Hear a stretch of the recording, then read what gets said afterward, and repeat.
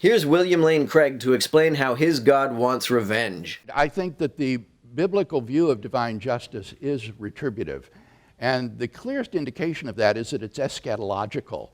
The ungodly are said to be storing up wrath until the day of judgment. And at that point, it's too late for consequentialist theories of justice to operate. Retributive justice is revenge-based justice. It's not justice that actually repairs any damage or heals any injury. It is a form of justice that does nothing but satisfy sadistic urges. This is the kind of justice we are told that a perfectly moral and all-loving God prefers. Besides that, Paul will affirm, for example, in Romans 1:32, after a list of sins, those who do such things deserve to die. That is just an expression of retributivism, that the guilty deserve punishment.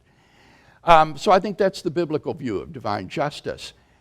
With respect to the legal metaphor, while a full-orbed atonement theory will definitely include sacrifice as a very important element, and the expiation wrought by sacrifice and substitutionary atonement, I think any adequate exegesis of Paul's theology is going to require forensic categories, that this is a legal declaration, it's a legal pardon of God that removes our liability to punishment.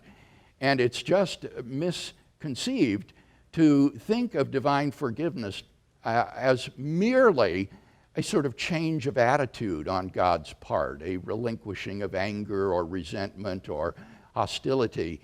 No, of course not. That might actually make sense. Instead, the biblical view is that Yahweh took his anger out on himself, which somehow gets the folks who are actually guilty of something off the hook. He doesn't just relinquish resentment of those who have done wrong, he trades it for pain which he inflicts upon himself, and that makes everything okay somehow. Simply forgiving people for no reason seems more rational than the substitutionary justice Yahweh seems to favor.